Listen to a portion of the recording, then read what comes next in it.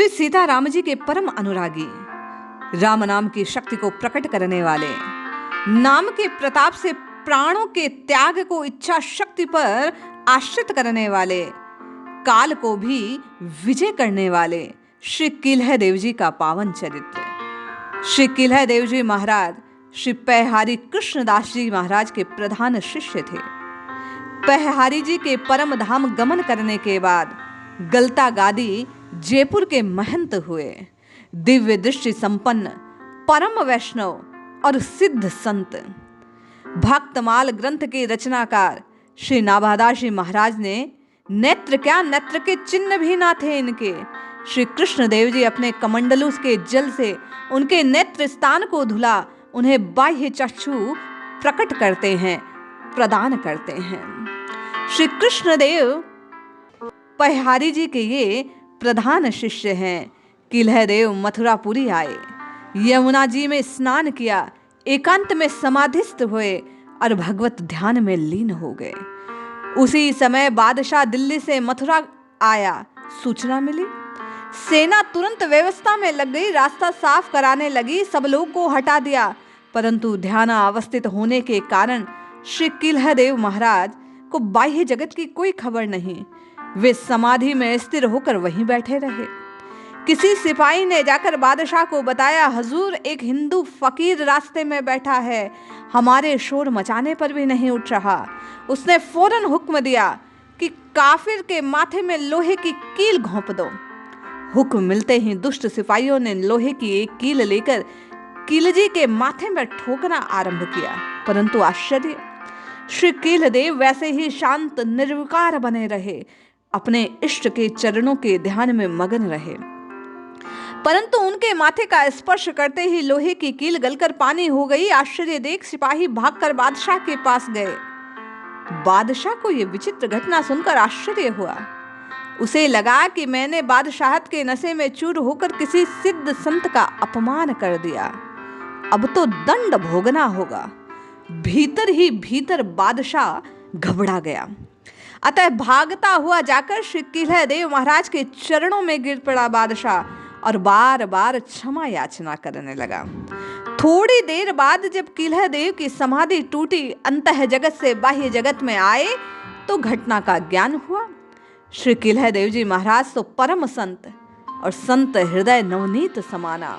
उनके मद में क्रोध का कहीं स्थान नहीं। उन्होंने बादशाह को तत्काल क्षमा कर दिया। बादशाह यद्यपि श्री किल्ह देव जी महाराज से प्रभावित तो बहुत था, परंतु मुसलमान मुल्ले मौलवियों की बातों के कारण वह निरंतर संपर्क में न रह सका।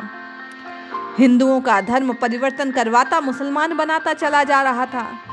अब हिंदुओं ने मिलकर श्री किल्ह देव स्वामी की शरण ली, धर्म रक्षा की प्रार्थना करने लगे। श्री किल्ह देव जी सबको आश्वासन दिया और स्वयं बादशाह के दरबार में गए। बादशाह ने किल्ह देव स्वामी के चरणों में प्रणाम निवेदित किया और आगे से ऐसा न करने की शपथ ली। श्री किल्ह देव महाराज दिव्य शक्ति संपन्न, जिस समय आपके पिता श्री सुमेर देव जी का भगवत धाम गमन हुआ, उस समय आम मथुरा में विराजमान आपके समीप ही राजा मानसिंह बैठे थे। आपने जब आकाश मार्ग से विमानस्थ पिता को भगवत धाम जाते देखा तो उठकर प्रणाम किया। पिता ने भी उन्हें आशीर्वाद दिया। इनके अतिरिक्त अन्य किसी ने इनके पिता को नहीं देखा, इसलिए राजा मानसिंह को बड़ा आश्चर्य। उन्होंने पूछा, स्वामी, हे प्रभु, आप क्यों उठे, हाथ जोड़ किसे प्रणाम किया?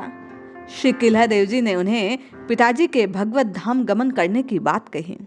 मानसिंह को बड़ा आश्चर्य, क्योंकि किल्ह देव जी के पिता का शरीर छूटा गुजरात में और किल्ह देव मथुरा में। ऐसे में श्री किल्ह देव जी को पिता का दर्शन कैसे हुआ, यह मानसिंह के लिए आश्चर्य की बात। परंतु उन्होंने अपने दूतों से गुजरात भेजकर सत्यता की जानकारी ली। श्री किल्ह देव जी की बात अक्षरशः सत्य प्रमाणित हुई। इससे मानसिंह की उन पर श्रद्धा और अधिक हो गई। इस घटना को चित्रित करते हुए श्री प्रियादास जी कहते हैं, श्री सुमेर देव पिता सुबे गुजरात हुते, भयो तनुपात सो विमान चढ़ी चले हैं। बैठे मधुपुरी कीन मान सिंह राजा ढिग, देखे नभ जात उठी कहीं भले भले हैं। पूछे नृप बोले कासो कैसे के प्रणा को, कहो कयो हट पूरे सुने अचरज है। मानुष पठाए सुधी लाए सांच आंच लागी, करे साष्टांग बात माने भाग फले हैं। उनके संतत्व की दूसरी एक घटना, एक बार की बात, आप अपने आराध्य प्रभु श्री सीताराम जी महाराज की सेवा में थे। आपने माला निकालने के लिए पिटारी जैसे ही हाथ लगाया, वैसे ही एक विषधर सर्प हाथ को काट गया। करुणा विग्रह आपने उस अपकारी सर्प पर भी दया की और उसे भूखा जानकर अपना हाथ पिटारी में ही डाल दिया। इस प्रकार आपने 3 बार पिटारी में हाथ डाला, सर्प ने 3 बार काटा, चौथी बार वह स्वयं पिटारी से बाहर चला गया। इस प्रकार आपने सर्प को भी अतिथि मानकर उसका सत्कार किया, उसकी क्षुधा पूर्ति की। श्री राम कृपा से उस विषधर के विष का श्री कीलजी के शरीर पर कोई प्रभाव नहीं रहा। संत पर, भगवंत की कृपा पर, नाम की कृपा का ये साक्षात प्रभाव था। सत्य है, जब भजन के प्रभाव से काल व्याल विष नहीं व्यापता तो लौकिक विष उनका क्या कर सकता। श्री प्रियादास जी लिखते हैं, ऐसे प्रभु लीन नहीं काल के अधीन बात, सुनिए नवीन चाहे राम सेवा कीजिए। धरी ही पिटारी फूल माला हाथ डार्यो तहाँ, व्याल कर काटो कहो फेरी काटी लीजिए। ऐसे ही कटायो बार तीने हुल सायो हियो, कियो न प्रभाव नेक सदा रस पीजिए। करी के समाज साधु मध्य यो विराज प्राण तजे दसे द्वार योगी थके सुनी जीजिए। श्री किलहदास जी महाराज श्री सीताराम जी के चरणों के अनन्य उपासी सिद्ध संत, भविष्य को जानने की शक्ति के सामर्थ्य से युक्त, जब उन्हें भगवत धाम जाना था, इन्होंने काल पर भी भगवान के भजन से, नाम के प्रताप से विजय प्राप्त कर ली थी। इच्छा मृत्यु को अपने वश में कर रखा था। आश्चर्य की बात, इन्होंने संदेश संतों को भेजा, संतों ने संकीर्तन किया, संकीर्तन सुनते सुनते इन्होंने योग शक्ति को प्रज्वलित किया, ब्रह्मरंध्र से अपने प्राणों का उत्क्रमण किया और श्री सीताराम जी के चरणों में विलीन हो गए।